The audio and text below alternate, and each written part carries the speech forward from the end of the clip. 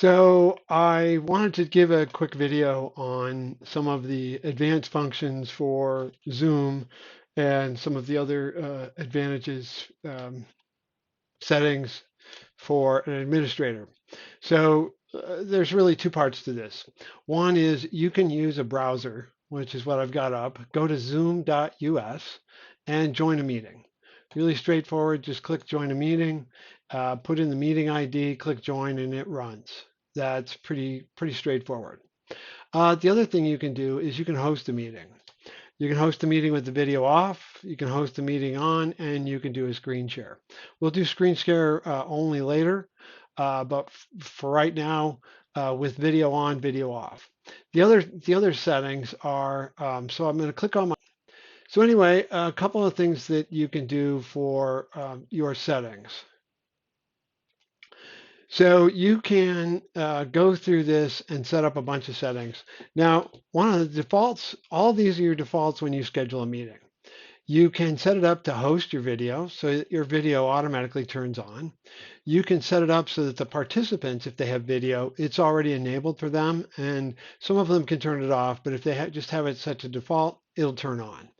I like audio set to telephone and computer only because I want to give people the option to dial in.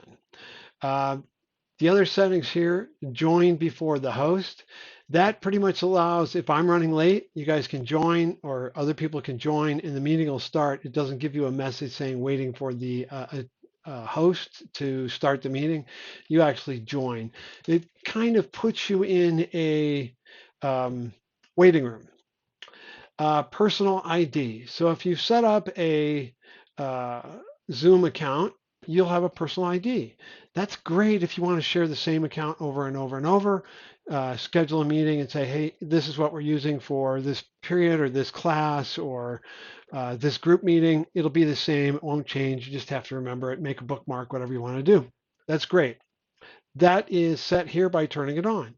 If you start an instant meeting, somebody has a call and you just fire up a meeting really quickly, that's an instant meeting. It's not scheduled, you just start a meeting. You can use your personal ID for that as well. You just say, hey, let me start the meeting, here's my personal ID. That's really convenient for the other people. Otherwise, you have to look it up and share it and send it to them. You can set it up so that only authenticated users join the meetings. Now, I'm not doing that because I'm not requiring that everybody has an account. I don't do that. So I pretty much leave that set to off. Now, this next one is kind of a pain in the butt. Require a password when scheduling meetings. Now, it's nice. It keeps the meeting secure, but you have to enter it. There's an additional prompt. It's more difficult on the phone. You pretty much have to have that set up, and you need to share that with people. So I generally don't turn that off or turn that on. I also don't turn it on for instant meetings. I just say, hey, let's have a meeting and set that up. I don't require it for my personal ID. So that may change as more and more people start to use Zoom and more people are trying to hack Zoom. That may be something. I'm showing you those features. This is where they are. You can also embed the password for one-click join. Now I have that turned on because when I share the link, if there is a password, makes it easier. So I just leave that on. People joining by phone. Now, this one you don't want to do because some people are just going to use the one click when they're driving, their smartphone, they click it, they want it to dial, it'll do the pauses, it'll enter all of that. If you require a password, then they have to enter that password. It's kind of a pain. So if you join by phone, I don't ever do that. You can set people to automatically mute. Depends on what the purpose of your meeting is. If it's for a class, you don't want everybody to join and already be talking. So setting it to join by mute, that's kind of nice. You can set up a reminder. Now, that only really works if you're using the Zoom desktop client and you have contacts and you've set it up, you've invited all the people in to show it up. I don't really do that, so I'm not using that built-in functionality. Um, this is some other stuff. I'm going to go through the in meeting. This is once the meeting is set up, some of the things that are there. I don't do third-party encryption.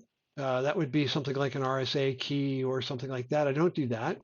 I allow participants to chat with each other, and I don't prevent them from saving it. So maybe questions somebody wants to save it. So I don't do that. People can do one-on-ones. So if you want to talk to one-on-one person, you can do that. Otherwise, they go to the whole group.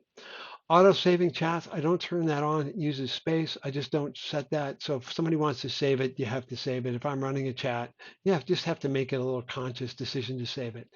And when you make a conscious decision, you hopefully know where you've saved it. Play a sound when participants leave or join.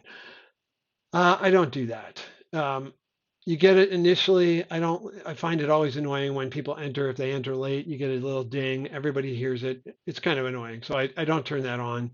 File transfer. So you can send files to people through the in-chat. That's really a kind of a security thing. If you're really super concerned about sharing that, just turn it off. You can also set it to only send certain file types. So just more security. This is a beta feature. These two are beta features, which is what this little checkbox means. So just some of that. Feedback to Zoom. Yeah, I don't mind doing that, especially if I'm having problems. I don't turn on a display. You can allow co-hosts. So if you have to leave or something comes up and you want to assign a co-host, this is actually a nice setting. I don't do that, but I've been in a lot of meetings where this becomes really valuable, especially if the meeting runs late and you've got to leave. So the purposes of the meetings that I'm doing, I'm the host and there won't be another host after it. I'm not doing any polls. But that's what this is. You can poll people and say, hey, what do you think? Is this good, bad? Pop a poll. And I don't put anybody on hold. So I work with a lot of adults. I expect people to behave as adults. I don't have to put them on a temporary timeout. The meeting control bar, that hides. Really up to you whether you want to turn it on. It's another feature. It's there, so I don't really do that. Zoom windows during screen share. That's really when you pop it to screen share, it goes full screen. I don't turn that on. I have a huge screen. I don't like meetings that automatically take control of my whole screen because then I have something over the side. You can't see it. I can't see it. I can't reference my notes. So I don't usually do that. I like to not force it. So if you're doing screen sharing, I don't let you go full screen. Anybody can do screen sharing. So I've set it up for all the hosts. I've set it up for all the participants. You can set it up for host only. And who can start sharing? The host can start sharing, but anybody can share. So really this one is setting it up so that all of that. The other thing I will point out, if you're not sure what something is, then there's a little question mark and it gives a little explanation. Sharing the desktop. That's if you might have confidential information on your desktop. You don't want anybody to see it. So I don't disable it. It's there. We can see everything on the desktop if you share it, just something there. Now I do allow annotation because some of my meetings, generally the ones I'm doing for my church, I don't have a need for this, but it allows somebody to take a drawing and all that stuff. It's kind of an advanced feature and you have to know about it. Whiteboard also, I have it turned on for sharing and drawing with certain things. It's super easy if you have a Mac. iPad, you can draw on the iPad. I have a Mac without an interactive screen, so whiteboard's a little bit difficult drawing with a mouse. But if you have a pen, it's super easy. It works great on the iPad. So I do that. Remote control. I give that so if someone wants to point out something or you say, hey, here, it's really great for doing work. If you're helping somebody, you can use Zoom as a kind of go-to-meeting or team viewer and do IT type of sharing and say, hey, here, let me take control and let me show you what I'm talking about. So I do allow that. Everybody I have is participating with voice, so I'm not doing nonverbal feedback. If I kick somebody out, I'm not going to let them rejoin. If they get kicked out, they're out. They'll have to come back to another meeting. Generally, this isn't a problem, but I don't allow somebody to come back. I mean, if you get a timeout, you get a timeout. Some advanced features. I'm not doing breakout rooms into smaller things so that you can have groups of people. That's a possibility, but I don't use it, and that is a newer feature. Remote support, one person can help somebody else. I'm not doing that. It's either all or nothing. Closed captioning. Now you can do closed captioning. I don't. You have to have a third-party service. You have to set all that up. It's rather complicated. I don't have a need for it yet, but we do support closed captioning for those people that are hearing impaired, or Zoom does support it, so it is there. You can save those captions as well. I don't allow anybody to take control of my camera, so that's disabled. High definition video, I use it, but it uses more bandwidth, and so trying to share other things, I pretty much have that turned off by default. I do use a virtual background because sometimes I don't want everybody to see this ugly office behind me, so I'll put up the Zoom virtual background, and I'll have a meeting on that. We're just really running through these settings. These are all advanced settings. Um, so I can give somebody else to use my account. That's what I've done. Auto answer in chat. I don't turn any. Most of these things, these are the defaults, and most of these things I don't really turn them on. Attention tracking. You can see who's looking at something else. You know, maybe you got Zoom up, but you're watching a video and Zoom's in the background. That's what attention tracking is. Waiting room, kind of nice. It allows people to be in a waiting room. They join a meeting, they wait for me. It's similar to allow people to join, but waiting room means it's interactive and people can talk to each other while I'm there. Don't really do a lot with that. Not a big deal. Um, Join from browser link. I'm not doing that. Allow live streaming of the meetings. I don't stream my meetings. This is private. You come to the meeting, it's Zoomed. I'm not sharing it out to a public location. I would recommend not doing that if you're trying to have, unless you're doing an open teaching session. I wouldn't use that. So I don't do any live streaming of that. And then this is all the email notification. I get if I save a meeting to the cloud, I get an email notification. I get notified when attendees join before I do. So I know that somebody's waiting. My account is set up. I get if somebody else sends a meeting or it gets canceled for some other reason, log into the website and it gets canceled, then a meeting gets sent out. Again, since it's only to my account and not to anybody else, it's only to me. I get a notice if I set up a host or a co-host and they're removed, but that's just the default setting. I haven't bothered to change it. And so if I schedule a meeting for somebody else, same sort of thing.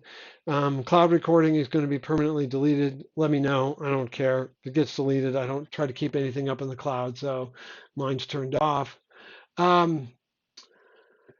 Let's see, I haven't really looked at these other settings, invitation email, schedule privileges. That's pretty much it.